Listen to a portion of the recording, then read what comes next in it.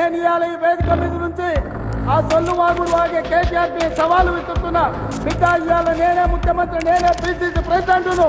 రేపు రాబోయే పార్లమెంట్ ఎన్నికల్లో నేను సవాలు విసురుతున్నా. నీ చేతనైతే దమ్ముంటే, నువ్వు మగోడు అయితే ఈ తెలంగాణ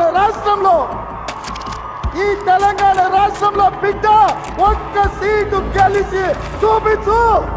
నీ అయ్యా నువ్వు వస్తావో, నీ అయ్య వస్తాడో మా కార్యకర్తలు చూసుకుంటారు బిడ్డ. రేవంత్ రెడ్డి గారు చేవెళ్ళ బహిరంగ సభలో కొన్ని అనుచితమైన పరుషమైన వ్యాఖ్యలు చేశారు. మీరు మగాడివైతే అన్ని సీట్లు గెలువు వ్యాఖ్యలు అయితే చేశారు. వారికి నేను చెప్పేది ఒకటే, రేవంత్ రెడ్డి గారు మీరు ఇవాళ అధికారంలో ఉన్నారు, ప్రభుత్వంలో ఉన్నారు, ముఖ్యమంత్రిగా ఉన్నారు. ముందుగా మీరు మీ భాష మార్చుకుంటున్నారు. ఎందుకంటే గెలవడానికి ఆడ మగానికి తేడా ఉండదు.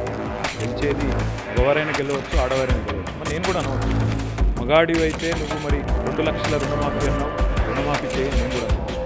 మగాడివైతే రైతు భరోసా స్టార్ట్ చేయి, 70 లక్షల రైతుల ఖాతాల్లో డబ్బులే, నేను కూడా అడగవచ్చు.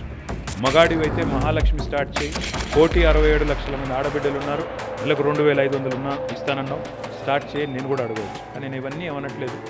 ఒక్క సీటైనా గెలవము అనే మాట మాట్లాడావు కదా.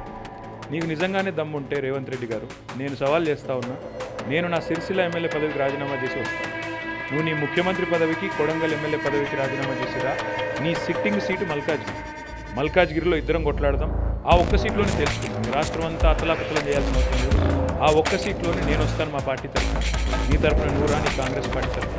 అక్కడ తప్పకుండా తేల్చుకుందాం. ఎందుకంటే ఒక్క సీటు గెలవను మాట్లాడుతున్నాం. మరి నీ మల్కాజ్గిరి పార్లమెంట్ సీట్లో అసలు ఎన్ని ఎమ్మెల్యేలు గెలిచింది కాంగ్రెస్ పార్టీ?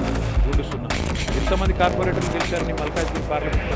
కాబట్టి గెలుపు ఓటములు అనే వాటిని పట్టుకొని, దాన్ని ఎక్కువగా ఊహించుకొని, తన శక్తి సామర్థ్యాలు చాలా ఎక్కువ ఊహించుకొని ఇవాళ మాట్లాడుతున్న రేవంత్ రెడ్డి గారికి నిజంగానే ధైర్యం ఉంటే, నిజంగానే దమ్ము ఉంటే, తెగువ ఉంటే నువ్వు రా, కొడంగల్ ఎమ్మెల్యే పదవికి రాజీనామా చేయి, ముఖ్యమంత్రి పదవికి రాజీనామా చేయి. మన మల్కాజ్గిరిలో నీ పార్టీ అభ్యర్థిగా నువ్వు రా, నేను కూడా నా ఎమ్మెల్యే పదవికి రాజీనామా చేసి నేను కూడా వస్తాను. అక్కడే తెలుసు.